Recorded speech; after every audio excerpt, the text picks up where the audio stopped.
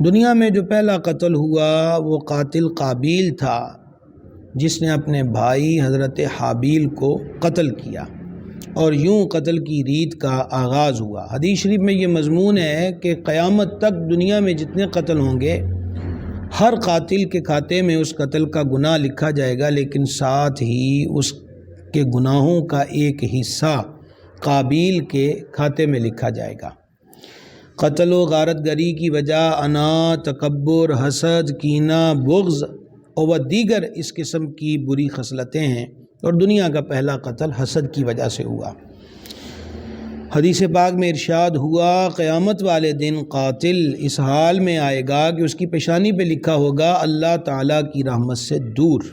قرآن کریم میں قتل ناحق کی مذمت کی گئی، مختلف طریقوں پہ سمجھایا گیا کہ جس نے ایک بندے کا قتل ناحق کیا گویا اس نے ساری انسانیت کا قتل کیا، اور اسی طرح جہاں قتل کی مذمت ہے وہاں انسانیت کو فوائد پہنچانے کے فضائل بھی ہیں۔ اسی مقام پہ ارشاد ہوا کہ جس نے کسی ایک انسان کی جان بچائی گویا اس نے ساری انسانیت کی جان بچائی۔ ہمارے ہاں بے صبری اور بے ضبط ہونے کا عالم یہ ہے کہ دن بدن قتل و غارت گری کی شرح بڑھ رہی ہے۔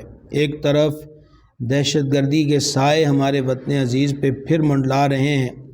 ابھی پشاور کے اندر جو اندوناک واقعہ ہوا، نمازیوں کو مسجد کے اندر خودکش حملہ آور نے اپنے آپ کو بھی اڑایا اور بے گناہ نمازیوں کو، جس میں اکثریت پولیس کے ملازمین تھے، وہ جام شہادت نوش کر گئے۔ کتنے گھر اجڑ گئے، کتنے بچے یتیم ہو گئے، کتنی عورتیں بیوہ ہو گئیں، اور کتنے گھروں کے کفیل تھے کہ جن کی کفالت و ذمہ داری کے بوجھ کے نیچے سے یہ لوگ جو تھے اس ذمہ داری سے ان کی چھتیں خالی ہو گئیں۔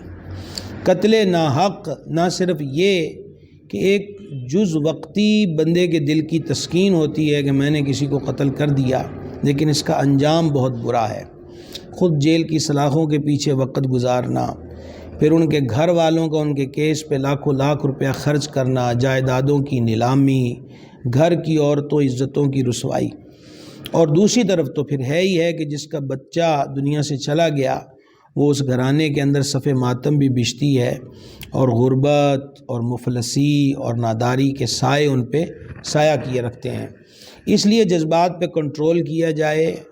اساتذہ اکرام کو، وہ مدرسوں کے ہوں یا یونیورسٹی کالجز کے ہوں، ائمہ مساجد کو، شیوخان طریقت کو، اور سیاسی عمائد دین کو بھی چاہیے کہ وہ اپنے سے جڑے ہوئے لوگوں کی احسن طریقے پہ تربیت کریں۔ ان میں تحمل کی جو فضا ہے اس کو زیادہ سے زیادہ عام کرنے کی کوشش کریں۔